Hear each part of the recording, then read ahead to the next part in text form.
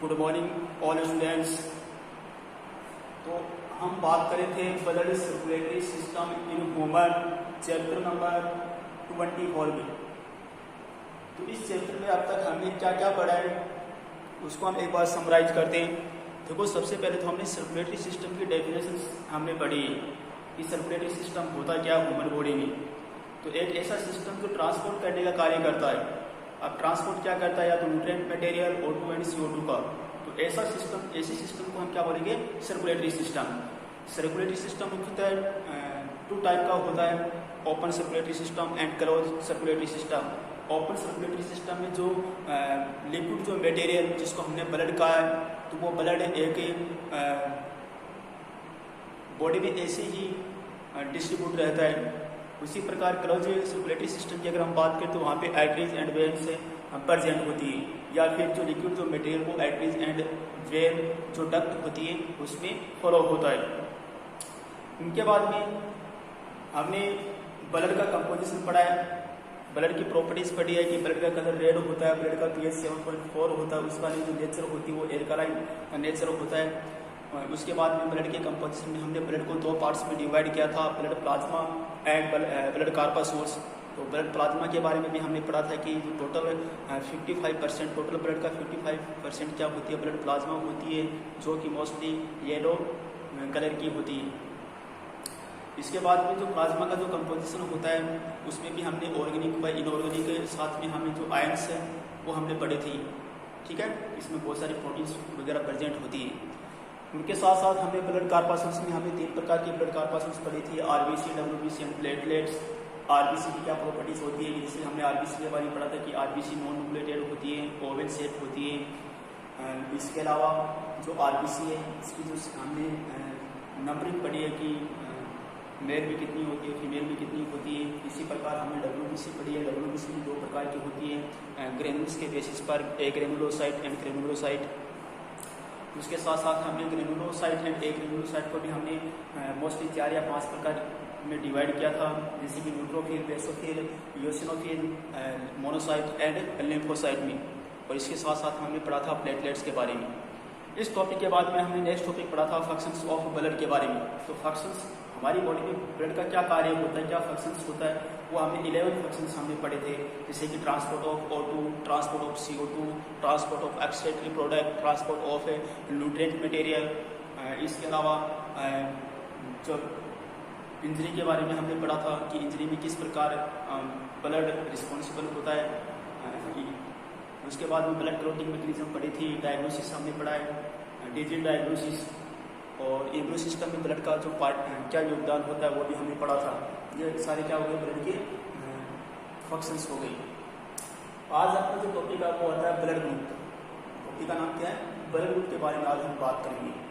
तो blood group को समझने से पहले सबसे पहले हम बात करेंगे एंटीजन व एंटीबॉडी के बारे में। एंटीजन क्या होता है और एंटीबॉडी क्या होती है। तो सबसे पहले मैंने क्या लिखा है, एंटीजन, और दूसरा जो कॉलम में मैंने क्या लिखा है, एंटीबॉडी। Antigen, antibody. एंटीजन को हम शॉर्ट रूप से लिखते हैं एजी। क्या लिखते हैं, एजी। एंटीजन को हम शॉर्ट रूप से क्या लिखेंगे, एजी। मैंने यहाँ पे लिखा है एजी। ठीक है। एंटीजन का दूसरा नाम आता है एग्लूटिनोजन। एंटीजन का दूसरा नाम क्या आता है, एग्लूटिनोजन। उसी प्रकार एंटीबॉडी को हम शॉर्ट रूप से क्या लिखते हैं, एबी। ए क्या है, कैपिटल है, बी स्मॉल लेटर में, और इसको क्या बोले, एग्लूटेरिन। ठीक है। एंटीजन व एंटीबॉडी दोनों ही क्या होती है, ग्लाइकोप्रोटीन होती है। एंटीजन एंड एंटीबॉडी दोनों ही क्या होती है, ग्लाइकोप्रोटीन होती है। Glyco plus protein, glyco word बना है ग्लाइकोजन, और ग्लाइकोजन क्या होता है, कार्बोहाइड्रेट होता है, और साथ में प्लस में क्या है, प्रोटीन मॉलिक्यूल्स है। ठीक है। तो यहाँ पे जो एंटीजन का जो मॉलिक्यूल्स है वो किनसे मिलकर बना हुआ होता है, ग्लाइकोजन प्लस प्रोटीन या कार्बोहाइड्रेट प्लस प्रोटीन मॉलिक्यूल से मिलकर बना हुआ होता है। इसी प्रकार एंटीबॉडी भी किससे मिलकर बना हुआ होता है, ग्लाइकोजन प्लस प्रोटीन से मिलकर बना हुआ होता है। ये दोनों में सिमिलरिटीज है, दोनों क्या होते हैं, ग्लाइकोप्रोटीन होते हैं। उनके बाद में हम इसकी पोजीशन की अगर हम बात करें कि ब्लड में एंटीजन कहाँ प्रेजेंट होता है एंड एंटीबॉडी कहाँ प्रेजेंट होता है, तो एंटीजन तो प्रेजेंट होता है सरफेस ऑफ आरबीसी। आरबीसी की जो सरफेस होती है, आरबीसी के कारण पीछे हमने पढ़ा कि आरबीसी की शेप ओवल शेप होती है, अंडाकार होती है। तो उसकी जो सरफेस होती है उसकी सरफेस पे क्या प्रेजेंट होती है, ये एंटीजन प्रेजेंट होता है। इसी प्रकार जो एंटीबॉडी की जो पोजीशन होती है इन ब्लड में वो कहाँ पे होती है, या तो प्लाज्मा या फिर WBC, प्लाज्मा एंड WBC में इसकी पोजीशन होती है। यहाँ पे देखो मैंने डायग्राम के द्वारा शो किया है। यहाँ पे जो मैंने डायग्राम है राउंडेड शेप की मैंने क्या बनाई है, एक RBC है और RBC को मैंने साथ शो किया है। यहाँ पे ये इसको एंटीजन है, ठीक है। तो अब एंटीजन में मुख्यतः दो प्रकार की होती है, एंटीजन A और एंटीजन B, एंटीजन A और एंटीजन B, ठीक है। अब मनुष्य का या ह्यूमन का ब्लड ग्रुप क्या होता है उसके आधार पर ये अलग अलग यहाँ पे एंटीजन ए प्रेजेंट होगी, ठीक है। यदि ब्लड ग्रुप A है तो एंटीजन A प्रेजेंट है, B है तो A और B दोनों प्रेजेंट है तो ब्लड ग्रुप क्या हुआ, B होगा। यदि ओनली B प्रेजेंट है तो क्या होगा, B ब्लड ग्रुप होगा, ठीक है। इसी प्रकार जब हम WBC की हम बात करें तो WBC पर क्या प्रेजेंट होती है, एंटीबॉडी प्रेजेंट होती है। एंटीबॉडी में दो प्रकार की होती है, इसको हम लिखेंगे स्मॉल लेटर में A और B, A और B। यहाँ पे मैंने तीन एंटीबॉडी को शो किए। अब एंटीजन के बारे में दो प्रॉपर्टीज तो मैंने आपको बताया कि दोनों प्रॉपर्टीज में मैंने सबसे पहली प्रॉपर्टी तो बताई कि एंटीजन एंड एंटीबॉडी ग्लाइकोप्रोटीन के बारे में होती है। दूसरी मैंने आपको चीज़ क्या बताई है, पोजीशन बताइए कि एंटीजन प्रेजेंट होता है RBC की सरफेस पर, जबकि एंटीबॉडी प्रेजेंट होती है इस पे ब्लड प्लाज्मा में या WBC पर प्रेजेंट होती है, ठीक है। अब एंटीजन होता है, देखो हमारी बॉडी में जो एंटीबॉडी प्रेजेंट है उसके अनुरूप या उसके अकॉर्डिंग एंटीजन प्रेजेंट है, या ऐसे कह सकते हैं कि हमारी बॉडी में जो एंटीजन प्रेजेंट है उनके अनुरूप या अकॉर्डिंग एंटीबॉडी प्रेजेंट है, ठीक है। ये एंटीजन एंड एंटीबॉडी, ये एंटीजन है, एंटीजन जैसे एंटीजन होता है कोई बाह्य पदार्थ, एक्सटर्नल मटेरियल, है ना। तो ये एक्सटर्नल मटेरियल बॉडी में पहले से ही प्रेजेंट है और उसके अनुरूप हमारी बॉडी में एंटीबॉडी का निर्माण हो चुका होता है, और ये एंटीजन हमारी बॉडी के लिए क्या होते हैं, बेनिफिशियल होती है, ठीक है। लेकिन जब कोई बाह्य पदार्थ हमारी बॉडी में एंटर करता है वो भी क्या है, हमारे लिए एंटीजन है, लेकिन वो एंटीजन क्या होता है, हमारे लिए हार्मफुल होता है या फिर हमारी बॉडी में कोई ना कोई डिजीज उत्पन्न करता है वो, ठीक है। तो एंटीजन का अर्थ वैसे क्या होता है, फॉरेनर मटेरियल या बाह्य जो पदार्थ होता है जो हमारी बॉडी में एंटर कर रहा है उसको हम क्या बोलते हैं, एंटीजन बोल रहे हैं। तो उस एंटीजन के विरुद्ध हमारी बॉडी में किसका निर्माण होता है, एंटीबॉडी का निर्माण होता है, या फिर वो एंटीजन किसका क्या कर रहा है, इन्फेक्शन फैला रहा है हमारी बॉडी में, जिसके फलस्वरूप एंटीबॉडी का निर्माण होता है, ठीक है। ये तो होगा एंटीजन, दूसरा होगा एंटीबॉडी। तो एंटीजन एंटीबॉडी के बारे में आपको क्या समझना है कि एंटीजन बाह्य पदार्थ होता है जो हमारी बॉडी में इंटर करता है, और हमारी बॉडी में जो ब्लड में हमें जो पीछे जो हमने सेल्स पढ़ी है लिम्फोसाइट्स पढ़ी थी sir, B and D cells के बारे में, जो कि इम्यून सिस्टम में पार्टिसिपेट कर रही है, ठीक है ना। वो आगे जाकर किसका निर्माण करती है, एंटीबॉडी का निर्माण करती है वो सेल्स, ठीक है ना। तो एंटीबॉडी का निर्माण कब होगा, जब कोई बाह्य पदार्थ हमारी बॉडी में प्रवेश करता है, ठीक है, तब किसका निर्माण होता है, एंटीबॉडी का निर्माण होता है। अब हम बात करते हैं एंटीजन के बारे में। यहाँ पे मैंने नेक्स्ट लिखा है एंटीजन। अब एंटीजन के बेसिस पर देखो ये एंटीजन ही डिसाइड कर रहे हैं किसको, ब्लड ग्रुप को डिसाइड करते हैं कि ह्यूमन का ब्लड ग्रुप क्या होगा, वो कौन डिसाइड कर रहा है, एंटीजन डिसाइड करता है। इसके बेसिस पर देखो एंटीजन के बेसिस पर मनुष्य में दो प्रकार के सिस्टम या ह्यूमन में दो प्रकार के सिस्टम पाए जाते हैं। एक होता है ABO सिस्टम, दूसरा होता है RH सिस्टम।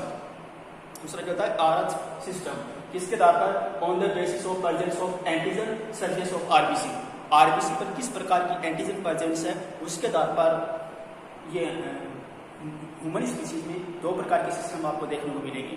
तो पहला सिस्टम क्या आता है, ABO सिस्टम, दूसरा आता है RH सिस्टम। तो इस लेक्चर में हम सिर्फ इसके बारे में बात करेंगे, ABO सिस्टम के बारे में बात करेंगे, ABO सिस्टम। तो ABO सिस्टम को सबसे पहले डिस्कवर किया था लैंड स्टाइनर, एक साइंटिस्ट का नाम होता है लैंड स्टाइनर। कब किया था, 1900 में, ठीक है। तो 1900 में ब्लड ग्रुप को डिफाइन किया या डिस्कवर किया, किसके कौन से ब्लड ग्रुप को, AB ब्लड ग्रुप को, किसके द्वारा किया गया, लैंड स्टाइनर के द्वारा। कब, 1900 में, ठीक है। और इसके 30 साल बाद, अबाउट 30 ईयर बाद, सन 1930 में या 1930 में उसको नोबेल प्राइज भी मिला। अब हमें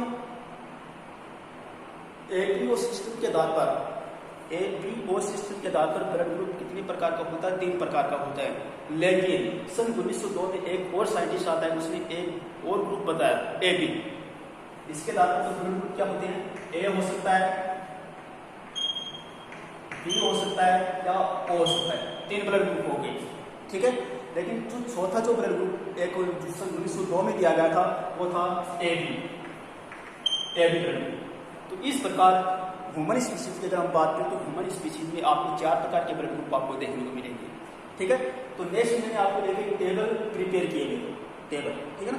इस टेबल में सबसे पहला जो कॉलम है वो क्या है, सीरियल नंबर, दूसरा ब्लड ग्रुप क्या है, 4 प्रकार का ब्लड ग्रुप जो ह्यूमन स्पीशीज में आपको देखने को मिलेंगे। यहाँ पे हम सिर्फ इसकी बात कर रहे हैं, ह्यूमन स्पीशीज की बात कर रहे हैं। तो ह्यूमन स्पीशीज में 4 प्रकार के ब्लड ग्रुप आपको देखने को मिलती है। कौन कौन से, ओ पहला ब्लड ग्रुप कौन सा है, ओ, दूसरा ए, तीसरा बी और चौथा ए बी ब्लड ग्रुप, ठीक है। उनके बाद में यदि किसी ह्यूमन का ब्लड ग्रुप ओ है उसमें एंटीजन क्या होगी, दूसरा कॉलम एंटीजन का होगा, तीसरा कॉलम होगा एंटीबॉडी का, चौथा कॉलम में है कि यदि ब्लड ग्रुप ओ है या फिर कैन गिव ब्लड, वो ब्लड किस किस को दे सकता है, कौन से ह्यूमन को ब्लड दे सकता है। चौथा जो कॉलम है कैन टेक ब्लड, किनसे ब्लड ले सकता है। तो चौथा कॉलम होता है percent in India, percent in Indian, या हमें इंडिया की टोटल पॉपुलेशन की अगर हम बात करें तो कितने परसेंट में वो इस प्रकार का ब्लड ग्रुप पाया जा रहा है। तो सबसे पहले हम बात करते हैं ब्लड ग्रुप ओ के बारे में। ब्लड ग्रुप ओ, तो जिस ह्यूमन का ब्लड ग्रुप ओ होता है उसमें एंटीजन एब्सेंट होती है, ये याद रखना। एंटीजन कहाँ पे प्रेजेंट होती है, आरबीसी पर, ठीक है। तो जिस ह्यूमन का ब्लड ग्रुप ओ होता है उनकी आरबीसी में ये एंटीजन एब्सेंट होता है। जबकि एंटीबॉडी की अगर हम बात करें, एंटीबॉडी कहाँ पे प्रेजेंट होती है, ब्लड प्लाज्मा में। तो एंटीबॉडी की अगर हम बात करें तो उसमें एंटीबॉडी ए प्रेजेंट हो सकती है, बी भी प्रेजेंट हो सकती है और दोनों भी प्रेजेंट हो सकती है। तो ए एंड बी या बोथ दोनों भी प्रेजेंट हो सकती है उसमें क्या, एंटीबॉडी। अब जिसका ब्लड ग्रुप ओ है वो किसको ब्लड दे सकता है, कैन गिव ब्लड, किसको ब्लड वो दे सकता है। तो वो ए ब्लड ग्रुप वाले को भी दे सकता है, बी वाले को भी दे सकता है, ए बी वाले को भी दे सकता है और ओ वाले को भी दे सकता है। तो इस वजह से क्या होता है, यूनिवर्सल डोनर होता है, किसी को भी ब्लड दे सकता है, universal donor. O blood group O क्यों दे सकता है, क्योंकि उसमें एंटीजन एब्सेंट होता है। इसका रीजन क्या होता है, ये यूनिवर्सल डोनर क्यों होता है, क्योंकि उसमें एंटीजन एब्सेंट होता है। जब ये जिसका ब्लड ग्रुप ओ है वो ब्लड किसी दूसरे को दे रहा है तो उसके ब्लड में क्या है, एंटीजन नहीं है। तो एंटीजन नहीं होगी तब क्या है, जिसको दिया है उसकी बॉडी में उस ब्लड के लिए एंटीबॉडी का निर्माण नहीं होगा। आगे हम एक रिएक्शन पढ़ेंगे, एजी प्लस ए बी बराबर इसका एजी प्लस ए बी कॉम्प्लेक्स का फॉर्मेशन होता है। एजी क्या होती है, एंटीजन, ए बी क्या होती है, एंटीबॉडी। जब एंटीजन एंड एंटीबॉडी दोनों क्या है, डिफरेंट है, जब वो आपस में मिलती है तो एक कॉम्प्लेक्स का निर्माण होता है जिसको बोलते हैं एजी-ए-बी कॉम्प्लेक्स, ठीक है।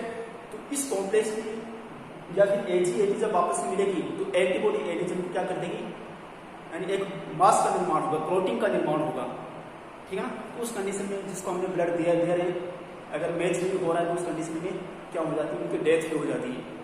तो यहाँ पे हम ब्लड ग्रुप ओ की बात करें, ऐसा ह्यूमन जिसका ब्लड ग्रुप ओ है उसकी बात करें तो उसके ब्लड ग्रुप में एंटीजन एब्सेंट होती है, एंटीबॉडी कौन सी होगी, या तो ए होगी या फिर बी होगी या फिर ए बी दोनों हो सकती है। किस किस को ब्लड दे सकता है, चारों को दे सकता है, ए वाले को भी दे सकता है, बी वाले को भी दे सकता है, ए बी वाले को भी दे सकता है, ओ वाले को भी दे सकता है वो, ठीक है। अब जो वो खुद ब्लड किन से ले सकता है, सिर्फ ओ वाले से वो ले सकता है। जिसका ब्लड ग्रुप, उनका ब्लड ग्रुप ओ है वो सिर्फ ओ वाले से ले सकता है, ना तो वो ए वाले से ले सकता है, ना वो ए बी वाले से ले सकता है, ना वो बी वाले से ले सकता है, सिर्फ किससे ले सकता है, ओ वाले से ले सकता है। इंडिया की अगर हम बात करें, इंडियन पॉपुलेशन की अगर हम बात करें तो इंडियन पॉपुलेशन में अबाउट 34.5% जो पीपुल होते हैं वो इस ब्लड ग्रुप वाले होते हैं या ओ ब्लड ग्रुप वाले होते हैं। यदि हम 100% पॉपुलेशन माने तो उसमें 30.5 जो परसेंटेज है वो उनका ब्लड ग्रुप क्या होता है, ओ होता है। उसी प्रकार जब हम ए की बात करें, ब्लड ग्रुप ए की अगर हम बात करते हैं तो ब्लड ग्रुप ए की अगर हम बात करें तो ए में कौन सी एंटीजन होगी, ए होगी, ए में कौन सी एंटीजन है, ए एंटीजन, ए में ए एंटीजन होती है, एंटीबॉडी क्या होगी, बी होगी, अपोजिट, ठीक है ना। एंटीजन क्या है? ए। हमने इसको क्या लिखा है? कैपिटल लेटर में लिखा है। एंटीबॉडी को मैंने स्मॉल लेटर में लिखा है, ठीक है ना। तो यदि ब्लड ग्रुप ए है तो एंटीजन क्या होगा? ए। एंटीबॉडी क्या होगी? बी होगी, ठीक है। अब वो ब्लड किनको दे सकता है? ए और ए बी वाले को दे सकता है। ए और ए बी वाले को दे सकता है। क्यों? क्योंकि इसमें एंटीजन ए प्रेजेंट है, इसमें एंटीजन ए प्रेजेंट है और एंटीबॉडी क्या प्रेजेंट है? बी प्रेजेंट है। इस वजह से वो ए बी वाले को भी ब्लड दे सकता है और ए वाले को भी ब्लड वो दे सकता है। अब वो ब्लड ले किनसे सकता है? किनसे ब्लड दे सकता है? ओ वाले से ले सकता है और ए वाले से ले सकता है। ओ वाले से क्यों ले सकता है? क्योंकि जिसका ब्लड ग्रुप ओ है उसमें एंटीजन एब्सेंट है, तो उसका ब्लड ग्रुप होने का तो एंटीबॉडी का निर्माण नहीं होगा उनकी बॉडी में, ठीक है। और इसी प्रकार ए वाले से ले सकता है, तो ए वाले में क्या है? एंटीजन क्या है? ए। तो ए वाले से ले सकता है और ओ वाले से ले सकता है। अगर टोटल इंडियन की अगर हम बात करें तो 23.5% जो पीपल है वो ए ब्लड ग्रुप वाले, ठीक है। उसी प्रकार से हम बी की अगर हम बात करें, ब्लड ग्रुप क्या है? बी। तो इसमें एंटीजन क्या होगा? बी होगा। एंटीबॉडी अपोजिट ए होगी। इनसे वो ब्लड किनको ब्लड दे सकता है? बी वाले को दे सकता है और ए बी वाले को दे सकता है। किनसे ले सकता है? वो ओ से ले सकता है और बी से ले सकता है। और अबाउट 34.5% जो पीपुल है उसमें इस प्रकार का ब्लड आपको देखने को मिलेगा। अब चौथी हम बात करते हैं ए बी के बारे में। अब ए बी के बारे में अगर हम बात करें तो ए बी में जो एंटीजन होती है वो कौन कौन सी होती है? ए और बी या दोनों हो सकती है। इसमें एंटीजन क्या है? या तो ए होगी या फिर बी होगी या फिर दोनों होगी। जबकि एंटीबॉडीज को क्या होती है? इसमें एब्सेंट होती है। अब इसमें एंटीबॉडी एब्सेंट है तो तब क्या है? तो सभी से ब्लड ले सकता है। भाई उनकी बॉडी में एंटीबॉडी का निर्माण नहीं होगा तो कौन से भी वो ब्लड वो ले सकता है। इस कंडीशन में क्या होता है? यूनिवर्सल रिसेप्टर होता है। यूनिवर्सल रिसेप्टर होता है। कौन सा होता है? AB blood. AB blood universal receptor क्यों होता है? क्योंकि इसमें किसी प्रकार की एंटीबॉडी नहीं होती है, इस वजह से ये किसी से भी ब्लड ले सकता है। और यूनिवर्सल डोनर कौन होता है? ओ ब्लड ग्रुप वाला होता है, क्योंकि उसमें क्या होती है? एंटीजन एब्सेंट होती है। इस वजह से किसी को ब्लड, सबको ब्लड दे सकता है, ठीक है। तो ये किसको ब्लड दे सकता है? एबी वालों से।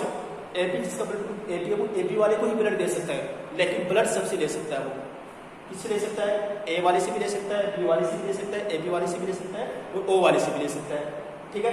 और सबसे कम जो परसेंटेज के लोग हैं इस ब्लड ग्रुप वाले में 7.5%। टोटल जो पॉपुलेशन है उसकी 7.5% है में इस प्रकार का ब्लड ग्रुप आपको देखने को मिलेगा। तो ये जो लैंड स्केलर के द्वारा जो ब्लड ग्रुप को 4 भागों में डिवाइड किया है उसने बताया था कि ह्यूमन स्पीसीज में आपको मोस्टली 4 प्रकार के ब्लड ग्रुप आपको देखने को मिलेंगे। ओ, ए, बी, ए बी, ठीक है। और ये आपको याद रखना है कि जिसमें ब्लड ग्रुप ओ होता है उसमें एंटीजन क्या होती है, एंटीबॉडी क्या होती है, वो किनसे ब्लड ले सकता है और किनसे ब्लड दे सकता है, और टोटल इंडियन पॉपुलेशन की कितनी परसेंटेज है उस ह्यूमन स्पीसीज की, ठीक है। उनके बाद में एक साइंटिस्ट होता है बर्नस्टीन साइंटिस्ट। ये कब की बात है?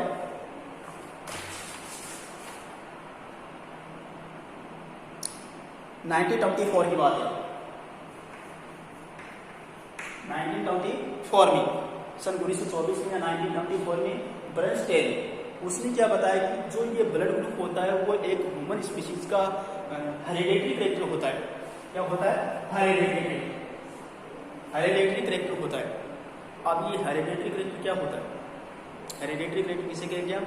एक ऐसा करेक्टर जो एक पीढ़ी से दूसरी पीढ़ी में ट्रांसफर होता है, या एक जनरेशन से दूसरी जनरेशन में अगर ट्रांसफर हो रहा है तो उस करेक्टर को हम क्या बोलते हैं? हेरिडेटरी करेक्टर बोलते हैं। तो बर्नस्टीन ने इस जो ब्लड ग्रुप है उस ब्लड ग्रुप को हेरिडेटरी करेक्टर नाम दिया है, उसको कहा, ठीक है। उनके बाद ये एग्रोटाइनेस की जो मेडिसिन मैंने बताई दी है कि एजी एबी जब आपस में रिएक्ट करती है, या फिर ऐसे समझ सकते हैं यदि दो असमान ब्लड ग्रुप है, दो ह्यूमन है जिसका ब्लड ग्रुप अलग अलग है, ठीक है।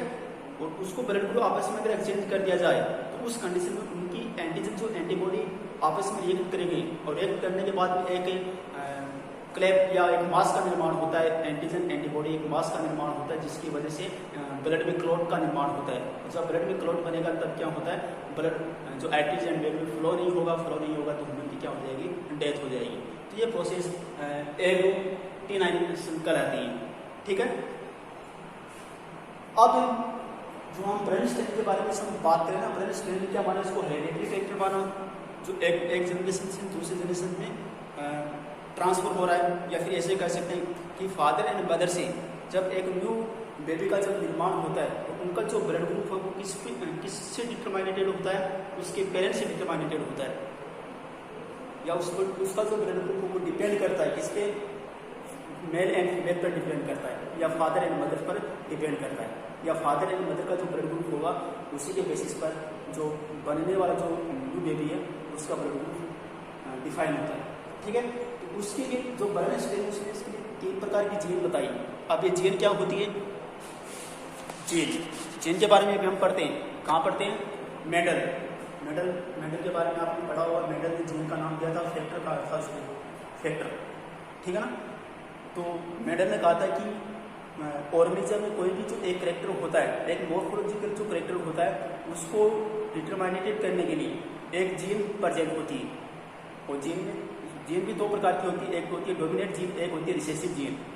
डोमिनेंट जीन क्या होती है, जो ऑर्गेनिज्म में अपना करेक्टर शो करती है तो उसको हम क्या बोलते हैं, डोमिनेंट जीन। जो करेक्टर शो नहीं कर पाती है उसको हम क्या बोलते हैं, रिसेसिव जीन।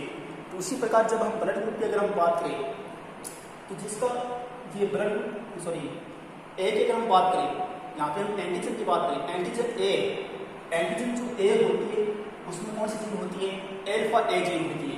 कौन सी जीन है, अल्फा ए जीन। उसी प्रकार एंटीजन बी में कौन सी जीन, एंटीजन बी के लिए कौन सी जीन रिस्पॉन्सिबल होती है, अल्फा बी जीन। और इसी प्रकार और के लिए कौन सी रिस्पॉन्सिबल होती है, अल्फा ओ जीन। ठीक है, इसमें अल्फा ए और अल्फा बी जीन क्या होती है, डोमिनेंट जीन होती है, अपना करेक्टर शो करती है, जबकि अल्फा ओ जीन क्या होती है, रिसेसिव जीन होती है। ठीक है, तो ये तो होगा ब्लड ग्रुप के बारे में। तो ब्लड ग्रुप के बारे में आपको क्या क्या ध्यान रखना है, सबसे पहले ब्लड ग्रुप के बारे में आपको बताना है कि ब्लड ग्रुप होता क्या है। तो सबसे पहले आपको ह्यूमन स्पीशीज की अगर हम बात करें तो ह्यूमन स्पीशीज में आपको डिफरेंट टाइप के ब्लड ग्रुप आपको देखने को मिलती है। और ब्लड ग्रुप का जो डिटरमाइनेशन है वो किस पर डिपेंड करता है, एंटीजन। और एंटीजन कहाँ पे प्रेजेंट होती है, एंटीजन कहाँ पे प्रेजेंट होती है, आरबीसी की सरफेस पे प्रेजेंट होती है। और एंटीजन की अगर हम बात करें तो एंटीजन 2 प्रकार की होती है, antigen A and antigen B. तो एंटीजन कौन सी, एंटीजन ग्लाइकोप्रोटीन की बनी हुई होती है।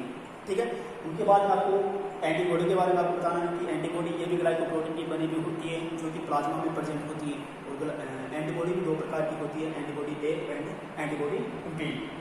उनके बाद में आपको लैंड स्टाइनर के बारे में आपको बताना है। तो लैंड स्टाइनर ने 1900 में उसने एडियो सिस्टम को डिस्कवर किया था, या फिर ऐसे कह सकते हैं कि एंटीजन को उसने आरबीसी के बेसिस पर, आरबीसी पर जो एंटीजन प्रेजेंट है उसके बेसिस पर उसने 2 सिस्टम में डिवाइड कर दिया, audio system and RH system. ठीक है, तो यहाँ पे सबसे पहले एडियो सिस्टम डिस्कवर किया गया था लैंड स्टाइनर के द्वारा, और इसी वजह से 1930 में उसको नोबेल प्राइज भी मिला। उसने क्या किया, उस एडियो सिस्टम के बेसिस पर जो ब्लड ह्यूमन स्पीशीज में जो ब्लड ग्रुप है मोस्टली 4 प्रकार के ब्लड ग्रुप होते हैं, ब्लड ग्रुप ओ, ए, बी, ए, बी। ठीक है, तो जिसमें से ओ क्या होता है, यूनिवर्सल डोनर होता है, क्यों होता है, क्योंकि इसमें एंटीजन एब्सेंट होती है। उसी प्रकार ए बी क्या होता है, यूनिवर्सल रिसेप्टर होता है, क्यों, क्योंकि उसमें एंटीबॉडी एब्सेंट होती है। ठीक है, तो इसके साथ ये टेबल है, टेबल में आपको किसको वो ब्लड दे रहा है, किसको वो ले रहा है।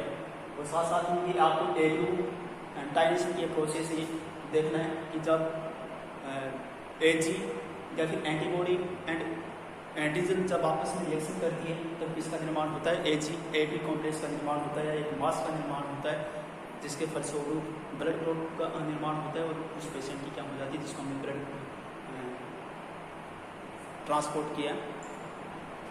अब नेक्स्ट हम बात करते हैं जो हमने हेरिडिटी के बारे में बात की थी, जो ब्रेन स्टेम के बारे में हम बात करते हैं। ब्रेन स्टेम पेपियो सिस्टम को क्या कहा, हेरिडेटरी कैरेक्टर के रूप में माना है। और उसने बताया था कि इसने 3 जीन के बारे में बताया, alpha A, alpha B and alpha O gene के बारे में। तो alpha A and B gene क्या होती है, डोमिनेंट जीन होती है, और अल्फा ओ जीन क्या होती है, रिसेसिव जीन होती है। अब हम बात करते हैं कि यदि पेरेंट्स का ब्लड ग्रुप यदि ये होता है तो न्यू बेबी का ब्लड ग्रुप क्या हो सकता है, उसके बारे में हम बात करते हैं।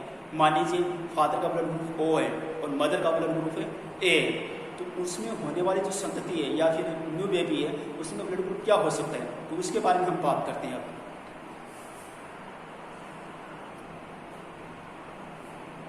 तो स्टूडेंट्स, तो यहाँ पे मैंने एक टेबल बनाई है। अभी हमने जो हेरिडेटरी करेक्टर के बारे में जो बर्नस्टाइन ने बताया था कि ब्लड ग्रुप क्या होता है, एक हेरिडेटरी करेक्टर होता है, और उसने बताया था कि फादर एंड मदर के जो ब्लड ग्रुप होता है उसके बेसिस पर ही एक जो चिल्ड्रन है या चाइल्ड है उसका ब्लड ग्रुप डिफाइन होता है, ठीक है ना। तो सबसे पहले मेरी इस टेबल में सबसे पहला कॉलम तो क्या है, सीरियल नंबर। दूसरे वाला कॉलम है ब्लड ग्रुप का कॉलम है, और ब्लड ग्रुप का कॉलम में सबसे पहला कॉलम आता है फादर का ब्लड ग्रुप, दूसरा आता है मदर का ब्लड ग्रुप, और उनके बाद में चाइल्ड या चिल्ड्रन में क्या ब्लड ग्रुप हो सकते हैं उसके बारे में बात करते हैं। तो सबसे पहले हम लेते हैं ब्लड ग्रुप ओ के बारे में। सबसे पहले हम बात करते हैं फादर का ब्लड ग्रुप। मान लीजिए फादर का ब्लड ग्रुप ओ है और मदर का ब्लड ग्रुप ओ है, उस कंडीशन में 100% जो चिल्ड्रन है या चाइल्ड है उनका ब्लड ग्रुप ओ ही होगा, 100% ओ होगा, ठीक है। उसी प्रकार जब हम बात करते हैं फादर का ब्लड ग्रुप क्या है, ओ है, जबकि मदर का ब्लड ग्रुप क्या है, ए है। अब क्या पॉसिबिलिटी हो सकती है, चाइल्ड के ब्लड ग्रुप की ओ भी हो सकता है और ए भी हो सकता है। अभी हमने बात की थी ना 2 जीन के बारे में, एक तो कौन सी होती है, सॉरी 2 प्रकार की gene, dominant gene and recessive gene, alpha A and B, dominant gene, alpha O, recessive gene, ठीक है ना। जब डोमिनेंट जीन अपना प्रभाव या करेक्टर शो नहीं कर पाती है उस कंडीशन में रिसेसिव जीन क्या करती है, अपना करेक्टर शो करती है, ठीक है। तो यहाँ पे इसके अगर हम बात करें तो यहाँ पे कौन सी जीन है, अल्फा ओ जीन है, यहाँ पे कौन सी जीन है, अल्फा ए जीन, ठीक है ना। तो या तो ब्लड ग्रुप क्या होगा, ओ होगा, या ब्लड ग्रुप क्या होगा, ए होगा। ज्यादा प्रोबेबिलिटी किसकी रहेगी, ए की रहेगी, ब्लड ग्रुप ए की रहेगी। लेकिन कई बार ऐसा होता है कि ये अपना करेक्टर शो नहीं कर पाती है, उस कंडीशन में ब्लड ग्रुप और भी हो सकता है, ठीक है। तो न्यू बेबी में या चिल्ड्रन चाइल्ड में जो ब्लड ग्रुप क्या हो सकता है, या ओ होगा या फिर ए होगा। तीसरी कंडीशन की अगर हम बात करें, यदि ब्लड ग्रुप फादर का ओ है और मदर का मान लीजिए बी है, तो उस कंडीशन में क्या होगा, या तो ओ होगा या बी होगा, या क्या होगा, ओ या फिर बी। यहाँ पर जो मैंने बताया था सेम टू सेम कंडीशन यहाँ पे लगेगी। इसी प्रकार जब हम बात करें फादर का ब्लड ग्रुप ओ है जबकि मदर का ब्लड ग्रुप क्या है, ए बी, मदर का ब्लड ग्रुप क्या है, ए बी, उस कंडीशन में चाइल्ड का जो ब्लड ग्रुप होता है या तो ए होगा या बी होगा, ओ नहीं होगा यहाँ पे। क्यों, क्योंकि दोनों क्या होती है, यहाँ पे जो ए और जीन क्या है, अल्फा ए और अल्फा बी जीन, दोनों जीन यहाँ पे क्या है, अल्फा ए और अल्फा बी जीन। ए के लिए कौन सी जीन है, अल्फा ए, बी के लिए कौन सी जीन है, अल्फा बी।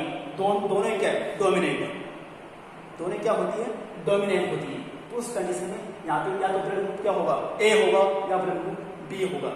अब दोनों में से कोई एक अपना प्रभाव दिखाएगी, या तो अल्फा ए दिखाएगी या फिर अल्फा बी दिखाएगी। लेकिन यहाँ पे अल्फा ओ कभी अपना करेक्टर शो नहीं करेगा, यानी ओ ब्लड ग्रुप यहाँ पे नहीं होगा। यहाँ पे ब्लड ग्रुप या तो चाइल्ड का क्या होगा, ए होगा या फिर क्या होगा, बी होगा। उसी प्रकार जब हम ब्लड ग्रुप मान लीजिए फादर का ब्लड ग्रुप ए, मदर का ब्लड ग्रुप भी ए, दोनों का सेम है, ब्लड ग्रुप है क्या, ए, दोनों का सेम है। तो उस कंडीशन में क्या होगा, या तो ब्लड ग्रुप क्या होगा, ए, या फिर ब्लड ग्रुप क्या होगा, ओ। क्यों होगा, क्योंकि यहाँ पे तो क्या है, अल्फा ए जीन, यहाँ पे क्या है, अल्फा बी जीन, और इसके साथ रिसेसिव जीन भी है, अल्फा ओ जीन। या तो ब्लड ग्रुप क्या होगा, अल्फा ए होगा, या तो ब्लड ग्रुप क्या होगा, अल्फा ए, एंड अल्फा ए किसको शो कर रहा है, ब्लड ग्रुप को, ए ब्लड ग्रुप को, ठीक है। या फिर क्या होगा, अल्फा जीरो कौन सा, सॉरी अल्फा ओ क्या कर रहा है, जो कि रिसेसिव जीन है। लेकिन कई बात क्या हो रही है, डोमिनेंट हो रही है, तो उस कंडीशन में यहाँ पे ओ ब्लड ग्रुप भी हो सकता है। तो चाइल्ड का ब्लड ग्रुप क्या होगा, या तो ए होगा या फिर ओ होगा। उसी प्रकार हम बात करते हैं यदि फादर का ब्लड ग्रुप क्या है, ए है, फादर का ब्लड ग्रुप क्या है,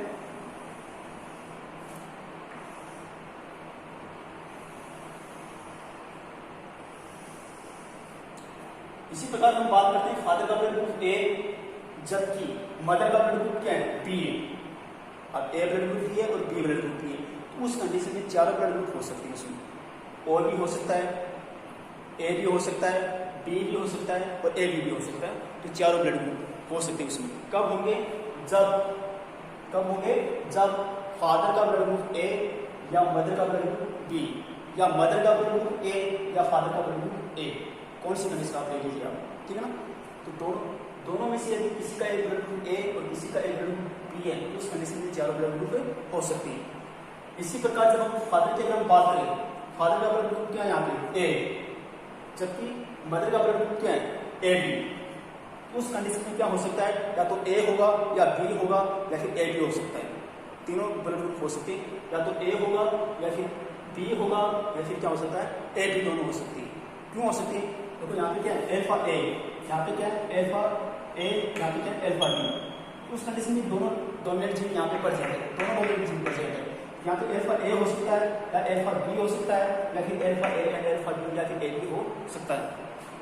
उसी प्रकार जब हम फादर के ब्लड ग्रुप की अगर बात करें, फादर का ब्लड ग्रुप यदि बी है और मदर का ब्लड ग्रुप यदि बी है, दोनों का क्या है, सेम है, तो उस कंडीशन में क्या होगा, ब्लड ग्रुप या तो बी होगा या फिर क्या होगा, ओ होगा। अभी मैंने आपको बताया था इसके लिए रिस्पॉन्सिबल कौन सी जीन है, एल्फा बी, इसके लिए रिस्पॉन्सिबल कौन सी है, एल्फा बी। और डोमिनेंट जीन के साथ में रिसेसिव जीन भी होती है एल्फा ओ, तो या तो बी ब्लड ग्रुप होगा या फिर ओ ब्लड ग्रुप होगा, ठीक है। इसी प्रकार जब हम बात करते हैं फादर का ब्लड ग्रुप बी है लेकिन मदर का ब्लड ग्रुप ए बी है, तो उस कंडीशन में क्या होगा, या तो ब्लड ग्रुप बी होगा या ब्लड ग्रुप ए होगा या फिर ब्लड ग्रुप ए बी होगा। यहाँ पे ओ नहीं होगा, क्यों नहीं होगा, क्योंकि यहाँ पे दो डोमिनेंट जीन है। ओ कब होगा, जब एक ही डोमिनेंट जीन होती है। मान लीजिए यहाँ पे देखो, यहाँ पे एक ही डोमिनेंट जीन है, एल्फा बी एक ही डोमिनेंट जीन है, जब एक डोमिनेंट जीन होती है तो उस कंडीशन में ओ ब्लड ग्रुप होगा। यहाँ पे हम बात करें, अब दोनों का ब्लड ग्रुप क्या है, ए बी, दोनों का ब्लड ग्रुप क्या है, ए बी। अब ए बी की अगर हम बात करते हैं, यहाँ पे क्या है, एल्फा ए एल्फा बी, यहाँ पे क्या है, एल्फा ए और एल्फा बी। यहाँ पे डोमिनेंट जीन क्या है, दो है, दोनों में से करेक्ट शो करेंगे, या तो ब्लड ग्रुप ए हो सकता है या ब्लड ग्रुप बी हो सकता है या फिर ब्लड ग्रुप ए बी हो सकता है। तो यहाँ पे ये 10 टाइप है, ये कंडीशन हम यहाँ पे अप्लाई की गई है कि ब्लड ग्रुप फादर का ये हो मदर का ये हो, तो होने वाले जो चाइल्ड है, उनसे होने वाला जो चाइल्ड है उसमें ब्लड ग्रुप क्या हो सकती है, तो ये पहले से ही डिटरमाइनेटेड है, ये ब्लड ग्रुप पहले से ही क्या है, डिटरमाइनेटेड है, ठीक है ना। तो इस वजह से ये कौन सा करेक्टर होता है, जो ब्लड ग्रुप है ये एक हेरिडिटरी करेक्टर होता है, ठीक है। तो ये होगा ब्लड ग्रुप के बारे में। तो ब्लड ग्रुप के बारे में आपको ब्लड ग्रुप की आपको इंट्रोड्यूस करना है कि आपको जो ह्यूमन स्पीशीज में आपको मोस्टली ब्लड ग्रुप की हम बात कर रहे हैं, तो उसको आपको इंट्रोड्यूस करना है। एंटीजन एंटीबॉडी के बारे में आपको पता होना चाहिए। उनके बाद में जो लैंड स्टैंडर्ड के द्वारा जो ब्लड एडियो जो सिस्टम के अकॉर्डिंग जो ब्लड ग्रुप को 4 भागों में डिवाइड किया गया है वो पता होना चाहिए। और उनके बाद में जो हेरिडिटरी जो ब्लड स्टैंडर्ड जो हेरिडिटरी सिस्टम के बारे में बताया, तो किस प्रकार से उसने बताया उनके बारे में, ठीक है। तो ये तो होगा एडियो सिस्टम। कल हम बात करेंगे आरएच सिस्टम के बारे में, नेक्स्ट टॉपिक, ठीक है। Okay, thank you.